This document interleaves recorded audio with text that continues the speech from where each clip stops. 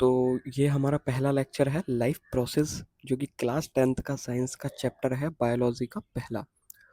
तो आज इस चैप्टर को हम शुरू करते हैं पढ़ाना। So let's say. और हाँ, जो जो टॉपिक मैं आपको करा दूंगा और जितना मैं आपको पढ़ा दूंगा वो NCERT plus other coaching modules plus जितना भी डेटा आप पढ़ेंगे आपके बोर्ड्स के लिए, जो मैं यहाँ पढ़ा दूंगा वो इनफ है, इस बात की गारंटी मैं लेता हूँ। और आज हम सिर्फ इस चैप्टर में इसका इंट्रोडक्टरी पार्ट प्लस न्यूट्रिशन का थोड़ा नॉलेज लेंगे। बाकी सब हम सीरीज बाय सीरीज एक लेक्चर सीरीज कंटिन्यू करेंगे, लेक्चर बाय लेक्चर एक सीरीज बनाएंगे, एक प्लेलिस्ट बनाएंगे और वैसे तैयार करेंगे। और मैं आपको बता दूं, ये हम सिर्फ बायो से शुरू करने वाले हैं और पूरी क्लास 10th का सिलेबस हम पूरा करेंगे। पहले बायोलॉजी, उसके बाद में फिजिक्स एंड केमिस्ट्री, क्योंकि बच्चों को थोड़ी दिक्कत देती है, तो सबसे लास्ट में हम केमिस्ट्री शुरू करेंगे। तो आइए शुरू करते हैं अपने टॉपिक के साथ। तो जैसे ही आप एनसीईआरटी पढ़ेंगे तो कुछ बोरिंग सी लाइन वहाँ पे दी गई है। और सबसे पहले एनसीईआरटी वहाँ से शुरू करती है, what are the life processes, life process क्या होता है। तो वहाँ पे एक डेफिनेशन देते हैं, चलो पहले मैं आपको इंग्लिश में ही पढ़ के सुना देता हूँ। The maintenance function of living organisms must go on even when they are not doing anything particular, even if we are just asleep, this maintenance job has to on the process। अब definition देखिए, आपका main definition NCERT कैसे देती है। The process that all living organisms perform to maintain their life are called life processes. तो मतलब क्या हुआ यार, देखिए, ये जो ह्यूमन बॉडी है ना, इसको लिविंग रखने के लिए इस बॉडी में बहुत सारे प्रोसेस होते रहते हैं, cell by cell, tissue by tissue, organ by, क्योंकि हमारा तो ऑर्गन सिस्टम बना हुआ है। लेकिन ऑर्गन सिस्टम आपने बेसिक सेल चैप्टर जब आप 9th में पढ़ते हैं तो वहाँ पे आप लोगों ने पढ़ा होगा कि पहले सेल एक ब्रिक होता है, उसके बाद में सेल फॉर्म करते हैं टिश्यूज़ को, और टिश्यूज़ फॉर्म करते हैं ऑर्गन को, और ऑर्गन देन फॉर्म करते हैं organ system level of organization को, और तब जा कर के एक ह्यूमन बॉडी वर्क फंक्शन में आती है। तो ये वही है कि एक ह्यूमन बॉडी को छोटे से छोटे पार्ट्स जो होते हैं वो मिल करके ना कोई काम करते रहते हैं इस बॉडी को लिविंग स्टेट में रखने के लिए। जैसे बहुत सारे प्रोसेस हैं जिनको न्यूट्रिशन, हम खाना खाते हैं वो भी ज़रूरी है ना हमारी बॉडी के लिए, रेस्पिरेशन, आप लोग सांस ले रहे हैं वो ज़रूरी है आप लोगों को करने के लिए। तो ये देखिए, मैंने यहाँ पे डाला भी हुआ सम लाइफ प्रोसेसेस, कुछ है ये सिर्फ न्यूट्रिशन, रेस्पिरेशन, ट्रांसपोर्टेशन, एक्सक्रीशन। ये कुछ ही क्यों लिए सर, क्योंकि यार ये ही हमारे बुक्स में दी गए हैं और एनसीईआरटी के बेस को पकड़ो, सिर्फ उसी से तुम्हारा पेपर आने वाला है, उसी से नॉलेज गैदर होगी और हर एग्जाम्स में वही नॉलेज आने वाली है। सो जो important, nutrition, respiration, transportation, excretion. Nutrition, तुमने खाना लिया, खाया माउथ के थ्रू, ठीक है, उसके बाद में अंदर गया खाना, स्टमक में 100 तरह के प्रोसेस हुए, उसके बाद में पूरा खाना एसिमिलेट हुआ, उसके बाद में उस खाने से एनर्जी ली गई। रेस्पिरेशन, आप लोगों ने सांस ली, सांस लेने के बाद में ऑक्सीडेशन का प्रोसेस होता है, वो हुआ, खत्म हुआ। ट्रांसपोर्टेशन, ब्लड के थ्रू पूरी बॉडी में ट्रांसपोर्ट हो गया। और सेम चीज़ हम प्लांट्स के लिए भी पढ़ेंगे। एक्सक्रीशन, एक्सक्रीशन हमारी बॉडी में जब जो वेस्ट मटेरियल है gone through out through the body, और उस वेस्ट मटेरियल का प्रोसेस क्या होता है जी, यूरिन का अलग प्रोसेस है, स्टूल, डेट ऑल अलग चीज़ है। तो जो यूरिन वाला प्रोसेस है वहाँ पे किडनी वगैरह, आप लोग बहुत सारी चीज़ें पढ़ेंगे तो चैप्टर को इंटरेस्टिंग बनाएंगे। चलिए आइए शुरू करते हैं। तो पहले nutrition, the process to transfer a source of energy from outside the body of the organism which we call food to inside a process which commonly called nutrition।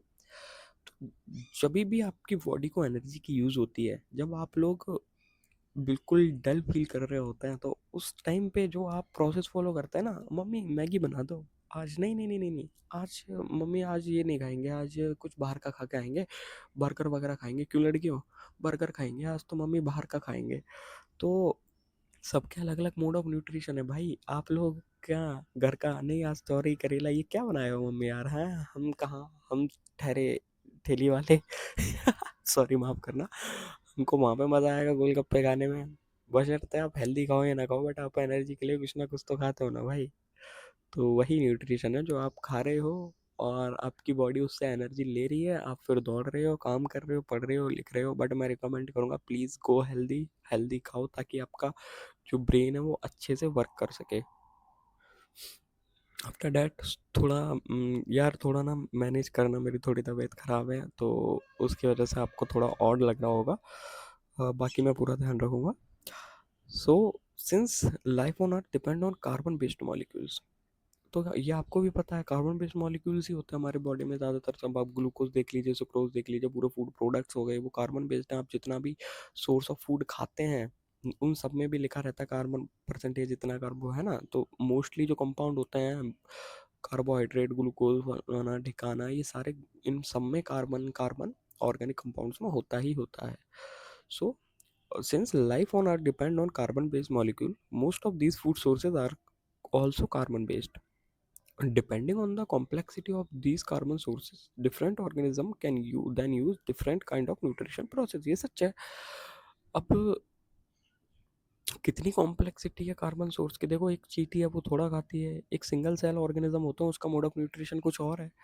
हम है, हमारा मोड ऑफ न्यूट्रिशन अलग है, हम heterotrophic mode of nutrition है। इसमें तो दो हो जाते हैं खैर, autotrophic and heterotrophic mode of nutrition, जब मोड ऑफ न्यूट्रिशन की ही बात करते हैं। बट वैसे भी आप देखिए ना, हर किसी का न्यूट्रिशन लेने का तरीका अलग है उसके एनवायरनमेंट के हिसाब से। प्लांट्स क्या आपकी तरह खाना खा रहे हैं? नहीं खा रहे ना। शेर अलग एनवायरनमेंट में, एकदम जंगल वाले एनवायरनमेंट में, क्या वो आपकी तरह खाना खा रहा है? क्या उसकी मम्मी उसको खाना बना करके दे रही हैं?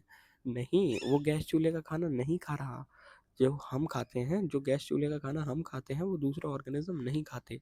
सो इसीलिए ये यहाँ पे आपका रीजनिंग भी बना है कि कॉम्प्लेक्सिटी ऑफ कार्बन सोर्सेज की वजह से जो डिफरेंट ऑर्गेनिजम्स हैं उनके अंदर मोड ऑफ न्यूट्रिशन अलग अलग है। तो इस वजह यही रीज़न है कि मोड ऑफ न्यूट्रिशन अलग क्यों होता है। सो आइए, how do living things get their food, ये सबसे इंपॉर्टेंट है। सर आपने बता दिया कि न्यूट्रिशन लेना क्यों ज़रूरी है, न्यूट्रिशन प्रोसेस क्या होता है, एनर्जी मिलती है, ये ठीक है। लेते कैसे हैं? तो देखिए, आइए वही चीज़ है जो अभी हमने पीछे पढ़ी थी। सम ऑर्गेनिज्म, जो हमने बोला था ना अभी, कि डिफरेंट एनवायरनमेंट के हिसाब से अलग अलग चीज़ है। तो some organism use simple food material obtained from inorganic sources in the form of carbon dioxide and water. अब ये कौन से ऑर्गेनिज्म है? Plants, carbon dioxide, sunlight, water, photosynthesis का प्रोसेस, है ना। और एल्गे, एल्गे क्यों सर? भाई जो एल्गे होते हैं ना इनके अंदर भी पिगमेंट होते हैं, photosynthetic pigments, chlorophyll a, chlorophyll b, chlorophyll c and even बहुत होते हैं। बट आप लोगों के लिए वो ज़्यादा हाई लेवल की बात हो जाएगी। बट आप क्लोरोफिल ए बी सी याद रखिए, होने के लिए तो और भी होता है, फाइक्रोएरिथिन हो जाएगा, फिकोजेंथिन हो जाएगा। But chlorophyll a b c ये मेजर पिगमेंट्स होते हैं। Other organism utilize complex substances, these complex substances have to be broken down into simpler one before they can be used to upkeep and growth of the body। अबे ये तो हम है, ये तो अपनी बात होली। तुम ही हो ना भाई ऐसे सुअर की तरह खाते हो फिर वो छोटे छोटे टुकड़ों में आते हैं। हाँ ये अपनी बात है, पूरे दिन खाओ, अरे ये बनाओ वो बनाओ, उसके बाद छोटे छोटे। भाई क्यों खाते हो, हैं क्यों खाते हो? छोटा छोटा ही खा ले करो उसको, है तोड़ तोड़ के ही। चलो, enzymes, special biocatalyst use for this purpose. तो ये एंजाइम्स होती हैं। एंजाइम्स कौन सी भाई? एक बायो कैटलिस्ट होते हैं ये सारी चीज़ें। तो कैटलिस्ट जो रिएक्शन कराता है ना वही कैटलिस्ट होता है। बट उसमें स्पेशल टाइप की कैटलिस्ट होती है एंजाइम्स, जो ब्रेक डाउन करती है हमारी बॉडी के अंदर चीज़ों को। कार्बन को, सॉरी कार्बन बोल दिया मैंने, कार्बोहाइड्रेट्स को ब्रेक करने के लिए, प्रोटीन्स को ब्रेक करने के लिए, ये सब चीज़ें ब्रेक करने के लिए हमारे अंदर अलग अलग तरह की एंजाइम्स होती हैं। चलिए आगे। तो मोड ऑफ न्यूट्रिशंस, तो जैसे कि मैंने आपको पहले भी बताया था, दो तरह के मोड ऑफ न्यूट्रिशंस होते हैं, ऑटोट्रॉफिक मोड ऑफ न्यूट्रिशन और हेटरोट्रॉफिक मोड ऑफ न्यूट्रिशन। ये आप लोगों को बहुत अच्छे से पता होगा क्योंकि बहुत पहले से पढ़ते आ रहे हैं। बट अब इसके अंदर भी यहाँ पे डिफरेंट क्राइटेरियंस होते हैं और डिफरेंट टाइप्स होते हैं। पहला, ऑटोट्रॉफिक मोड ऑफ न्यूट्रिशन के बारे में बात करते हैं तो सबको पता है ऑटोट्रॉफिक मोड ऑफ न्यूट्रिशन मतलब अपने आप अपना खाना बनाना। ठीक है, तो बट हम लोग जो पढ़ते हैं ना, आज तक जो पढ़ते आ रहे हैं वो होता है फोटो ऑटोट्रॉफ, जिसमें जो प्लांट्स अपना या फिर एल्गे अपना खाना अपने आप बनाते हैं using sunlight, carbon dioxide and water. बढ़ते हैं ना in the presence of sunlight, जो अपना खाना बना ले, वो ऑटोट्रॉफ। बट वो फोटो ऑटोट्रॉफ होता है। इसमें एक और पार्ट होता है दूसरा, कीमो ऑटोट्रॉफ। इसमें क्या होता है, ये जो ऑक्सीडेशन से एनर्जी आती है ना उसको यूज करके अपना खाने बनाते हैं। और ये कौन होते हैं? सल्फर बैक्टीरिया होते हैं, ग्रीन बैक्टीरिया होते हैं, ऐसे वाली चीजें। सेकंड आते हैं हेटरोट्रॉफिक मोड ऑफ न्यूट्रिशन। अब हेटरोट्रॉफिक मोड ऑफ न्यूट्रिशन क्या होता है भाई? जो प्लांट से बोरो, ये बोलते हैं ना हम लोग, बना बनाया खाना लेना। तो ये हेटरोट्रॉफिक मोड ऑफ न्यूट्रिशन में आ जाते हैं। हम क्या है, हम भी हेटरोट्रॉफिक मोड ऑफ न्यूट्रिशन में आते हैं क्योंकि हम कहीं और से फूड के लिए डिपेंडेंट है दूसरी जगह पे। तो इसमें 4 टाइप होते हैं। पहला सेप्रोट्रोफिक, दूसरा पैरासिटिक, तीसरा होल्जोइक और चौथा सिम्बायोटिक। पहले बात करते हैं सेप्रोट्रोफिक के लिए। सेप्रोट्रोफिक का मतलब होता है भाई डेड और डिकिंग मैटर। डेड और डिकिंग मैटर का मतलब केंचुए होते हैं और भी 2-3 तरह की चीज़ें होते हैं ना, जैसे कौवा हो गया, ये हो गया, वो हो गया। तो जब आदमी मर जाता है तो उसके बाद इनका प्रोसेस शुरू होता है।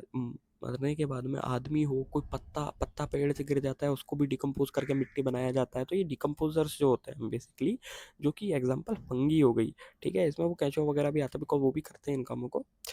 फिर आता है दूसरा पैरासिटिक।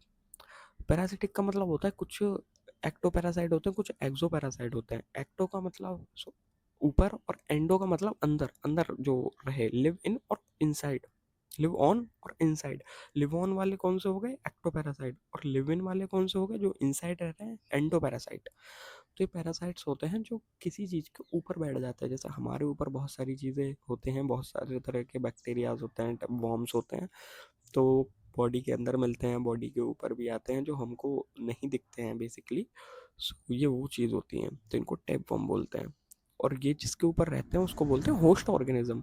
तो एक होस्ट को ढूंढते हैं ये पैरासिटिक बॉडी, एक होस्ट के ऊपर बैठ जाता है और वहाँ से अपना न्यूट्रिशन ग्रैब करते हैं।